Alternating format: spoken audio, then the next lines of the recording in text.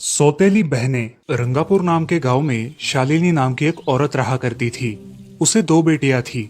एक का नाम था शिवानी और दूसरी का सुहानी। शिवानी जब छोटी थी तब उसकी माँ गुजर गई थी, जिसके कारण उसके पिता रघु ने दूसरी शादी कर ली। मगर उनका भी कुछ सालों में बीमारी की वजह से देहांत हो गया और इसी वजह से शिवानी के मन में उसकी माँ और बहन के प्रति प्रेम उत्पन्न नहीं हो पाया। शिवानी और सुहानी में हमेशा झगड़ा हुआ करता था। दोनों भी बहनें एक दूसरे से कभी प्यार से बात नहीं करती थी। शालिनी ये सब देख बड़ी चिंता में रहा करती थी। ऐसे ही एक दिन शिवानी, सुहानी, चलो आ जाओ, खाना खा लो। हाँ माँ, आई। हाँ माँ, मैं भी आई। ऐसा कहकर दोनों बेटियां वहां आ जाती है और देखती है तो उनकी माँ ने उन दोनों के लिए गाजर का हलवा बनाया था। वो देख सुहानी और शिवानी बहुत खुश हो जाती है। माँ, तुमने ये हलवा मेरे लिए बनाया है? मुझे बहुत पसंद है। मुझे पता है कि मेरी दोनों बेटियों को हलवा कितना पसंद है, इसीलिए तो मैंने तुम दोनों के लिए हलवा बनाया है। और मेरे लिए माँ? अरे हाँ बेटी, मैंने तुम्हारे लिए भी बनाया है। चलो अब जल्दी से खा लो, तुम दोनों को कॉलेज भी तो जाना है ना। जी माँ, मैं ये कटोरी ले लूँ? मुझे जल्दी पहुँचना है कॉलेज में। हाँ ले लो। और सुहानी, तुम ये वाली कटोरी ले लो। जी माँ। दोनों भी हलवा खाती है और एक दूसरे की ओर बहुत गुस्से से देखकर वहां से चली जाती है। वो दोनों भी कॉलेज में एक साथ पढ़ा करती थी। फर्क सिर्फ इतना था कि शिवानी 3rd ईयर में थी और सुहानी 1st ईयर में। उन दोनों में 2 साल का अंतर था। फिर भी दोनों में हमेशा नोकझोंक हुआ करती थी, जैसे कि वो दोनों एक दूसरे की दुश्मन हो। ऐसे ही एक दिन दीदी, मेरे कॉलेज की ट्रिप जाने वाली है। तुम्हारी भी ट्रिप जाने वाली है क्या?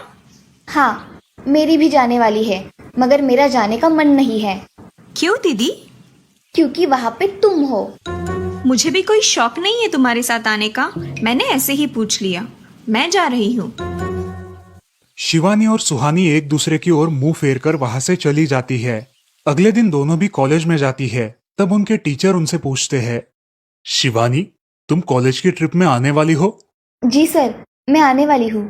ठीक है, मैं तुम्हारा नाम लिखवा देता हूँ। जी सर। ऐसा बोलकर टीचर ट्रिप के लिए जाने वाले विद्यार्थियों की लिस्ट बना लेते हैं। घर आकर शिवानी और सुहानी ये बातें अपनी माँ को बताती है। सुहानी, शिवानी, तुम दोनों ट्रिप के लिए जा रही हो, मगर वहां जाके झगड़ा मत करना, नहीं तो ट्रिप पे जाने की कोई जरूरत नहीं है। नहीं माँ, हम झगड़ा नहीं करेंगे। हाँ माँ, हम झगड़ा नहीं करेंगे। तो फिर ठीक है, तुम दोनों जाओ। ये लो ट्रिप के लिए पैसे, और बाकी के ये तुम्हारे पास ही रखना। माँ, हम कल जाएंगे और 2 दिन के बाद वापस आएंगे। ठीक है, चलो अब सो जाते हैं, कल तुम दोनों को निकलना है। अब वो सब खाना खाकर सो जाती है।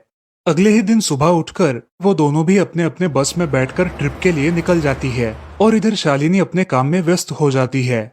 ऐसे ही कुछ देर बाद शालिनी को शिवानी का फोन आता है। माँ, हम दोनों यहाँ ट्रिप की जगह पहुँच गए हैं। अच्छा बेटी, तुम दोनों ठीक हो ना? हाँ माँ, मैं रखती हूँ, हमें यहाँ अलग अलग स्पॉट देखने जाना है। ठीक है, और जब वक्त मिले तब फोन कर देना।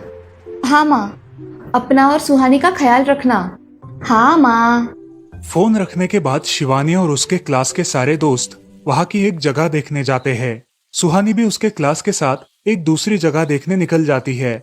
सारे बच्चे एक साथ घूमकर वापस आते हैं। शिवानी सुहानी को ढूंढती है, मगर सुहानी उसे कहीं दिखाई नहीं देती। इसीलिए शिवानी को बड़ी चिंता होने लगती है। अरे, ये सुहानी कहाँ रह गई? इसका तो कुछ भी पता नहीं, कहाँ ढूंढूं इसे? तभी शिवानी को सुहानी दिखाई देती है और उसके जान में जान आ जाती है। सुहानी, कहाँ गई थी तुम? मुझे कितनी चिंता लग गई थी तुम्हारी। अरे, मैं यहाँ ही थी मेरी सहेलियों के साथ, मुझे कुछ नहीं हुआ। ऐसा बोलकर सुहानी वहाँ से चली जाती है।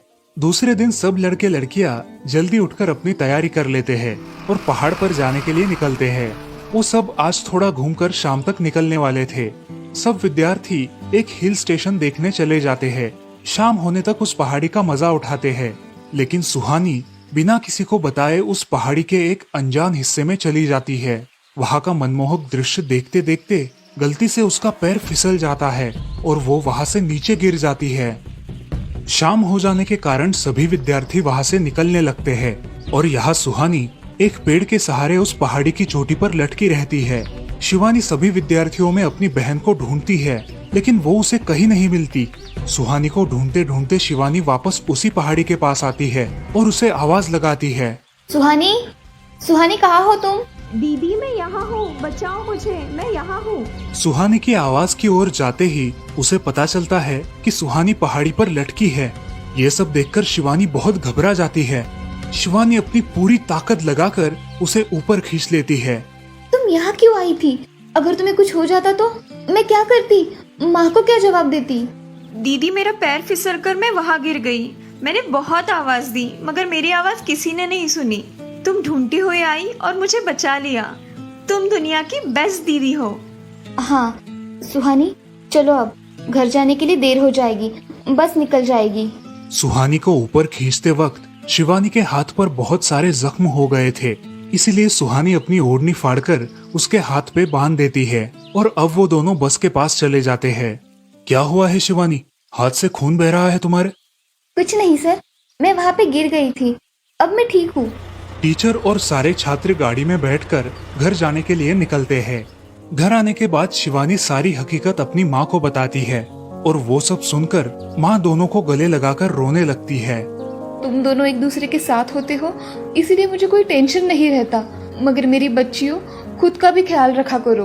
उस दिन के बाद दोनों सौतेली बहनों ने अपने बीच की सब नोकझोंक बंद कर दी और हंसी खुशी सगी बहनों की तरह रहने लगी।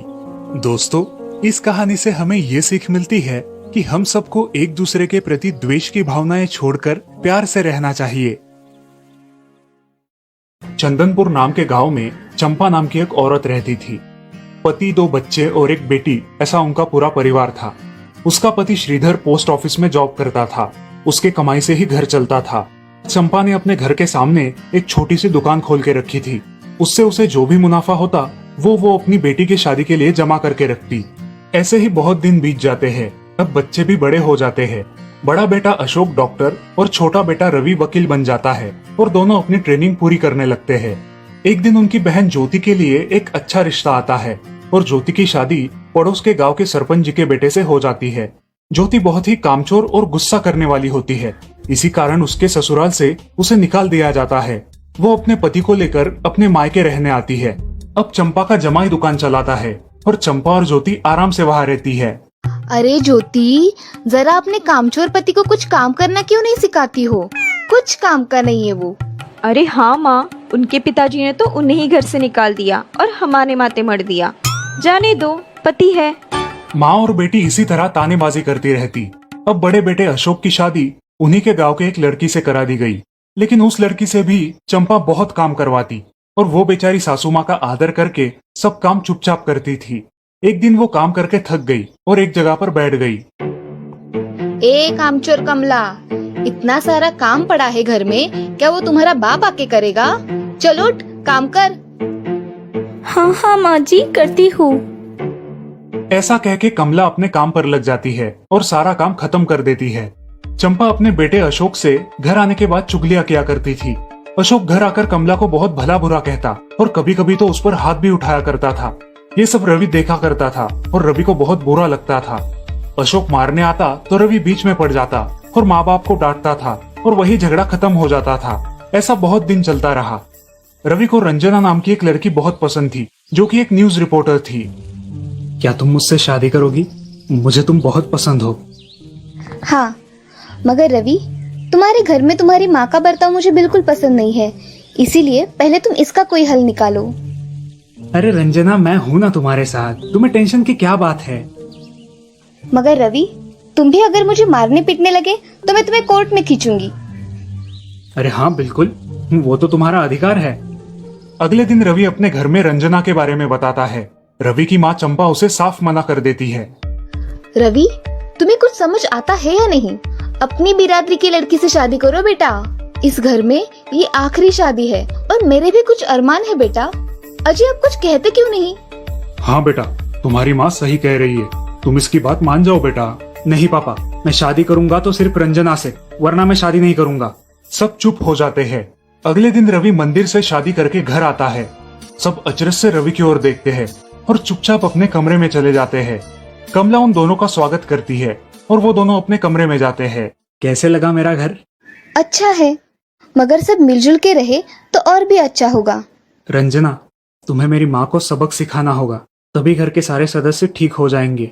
ठीक है रवि, जैसा तुम चाहो। अगले दिन रंजना अपने घर के मंदिर में पूजा करने जाती है। तभी रुको, मेरे भगवान के मंदिर में तुम मत आओ, जाओ यहाँ से। ये कहकर सास रंजना को वहां से भगा देती है और घर के किसी भी काम को करने से मना कर देती है। तब क्या माँ जी, आज से मैं इस घर की बहू हूँ। इस घर पे मेरा भी उतना ही अधिकार है जितना कि आपका। क्या बोल क्या रही हो? निकल जाओ मेरे घर से। खबरदार अगर हाथ भी लगाया तो। पता है ना, मैं न्यूज रिपोर्टर हूँ। रातों रात खबर छाप दूंगी और कोर्ट के चक्कर लगेंगे वो अलग, समझिए आप। सास चुपचाप देखने लगी और उसकी बेटी और ससुर भी देखते ही रह गए। रंजना ने कमला से कहा, दीदी मुझे आपसे काम है, आप मेरे कमरे में आइए। और हाँ, आज से खाना ज्योति दीदी आप बनाएंगी। अरे माँ, तुम कुछ बोल क्यों नहीं रही हो? ये मुझे काम करने को बोल रही है। अजी सुनते हो? चलो मेरी मदद करो। हाँ आता हूँ।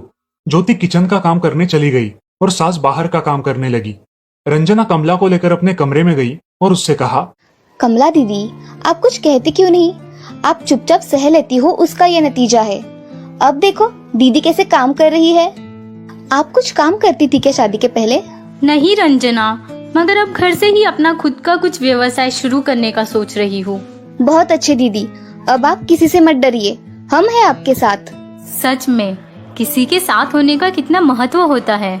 अब उसकी सासू माँ ही घर के सारे काम करने लगी थी और ज्योति को काम करवाने की वजह से ज्योति भी अपने ससुराल जाने की सोच रही थी। अजी, यहाँ तो काम वाली से भी ज्यादा बुरी हालत हमारी हो गई है। चलो हम हमारे घर चलते हैं, सब है हमारे यहाँ। अरे रे, आप कहाँ चली? अभी भी काम बाकी है। ज्योति का पति रंजना से धन्यवाद कहता है और ज्योति को लेकर अपने घर चला जाता है। अब सासू माँ एक दिन पूरा काम करके इतना थक जाती है कि उसके बदन में बहुत दर्द होने लगता है। तब दोनों बहू सास के पास चली आती है और एक बहू सास के पैर दबाती है तो दूसरी बहू सर दबाती है। सासू माँ उठकर रोने लगती है। मुझे माफ कर दो मेरी बेटियों, अब से कभी ये गलती नहीं होगी।